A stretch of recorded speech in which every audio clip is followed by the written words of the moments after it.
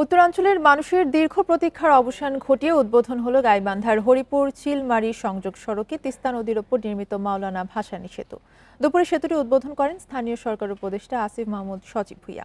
এই সেতুর মাধ্যমে সুন্দরগঞ্জ উপজেলার সাথে কুড়িগ্রামের চিলমারি সদরের সড়ক যোগাযোগ সহজ হলো। বান্ডেল থাকলে প্রতি সেনমানিতে টাকা বাঁচবে। বিকাশ সেনমানি বান্ডেল কিনে জিতুন প্রতি লেনদেনে। বুধবার সকাল থেকেই গাইবান্ধা ও কুড়িগ্রামের তিস্তার দুই পাশে ঢল নামে লাখো মানুষের। উপলক্ষ একটাই, দীর্ঘ অপেক্ষার অবসান ঘটিয়ে উদ্বোধন হবে স্বপ্নের মাওলানা ভাসানী সেতু। সেতুর ফলক উন্মোচন করেন উপদেষ্টা আসিফ মাহমুদ সজীব ভুঁইয়া। বলেন, এতদিন আগ্রাসনের নামে ন্যায্য হিস্সা থেকে বঞ্চিত হয়েছে দেশ। আর মাথানত করা হবে না, ন্যায্য হিস্সার লড়াই চলবে। পানির ন্যায্য হিস্সা আদায়ের কথা বলে আমাদের ভাই আবরার ফাহাদকে বুয়েটে শহীদ হতে হয়েছে।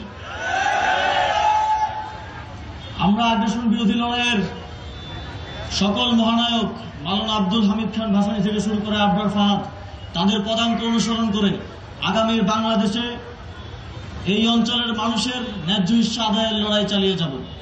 2014 সালে ভিত্তিপ্রস্তর স্থাপনের পর 2021 সালের ফেব্রুয়ারিতে শুরু হয় নির্মাণ কাজ। সেতুর পাশাপাশি শেষ হয়েছে নদী তীর রক্ষার কাজও। সেতু চালুর পর পুরো অঞ্চলের আর্থসামাজিক অবস্থার পরিবর্তনের প্রত্যাশায় স্থানীয়দের। বেশিরভাগ ব্যবসায়িক কাজ কামের জন্য আমরা আগে অনেক কষ্ট করে আমাদের যাওয়া লাগতো, সেই কষ্টটা এখন আমাদের আর হবে না। যেহেতু ব্রিজ আছে, রাস্তা ভালো আছে, কর্মস্থল যদি হয় তাহলে ওই পারের মানুষ বা এই পারের সবারই সুযোগ সুবিধা হতেছে। মাওলানা ভাসানী সেতুর কারণে ঢাকা এবং অন্যান্য গুরুত্বপূর্ণ স্থানের সাথে ভুরুঙ্গামারী স্থলবন্দর সহ কুড়িগ্রাম জেলার দূরত্ব অন্তত 50 কিলোমিটার কমবে। জমির দাম বাড়বে, সব ফসলের দাম বাড়বে, কৃষকের উন্নতি হবে। খুব আনন্দ এক কথা এই ব্রিজ হওয়ার কারণে।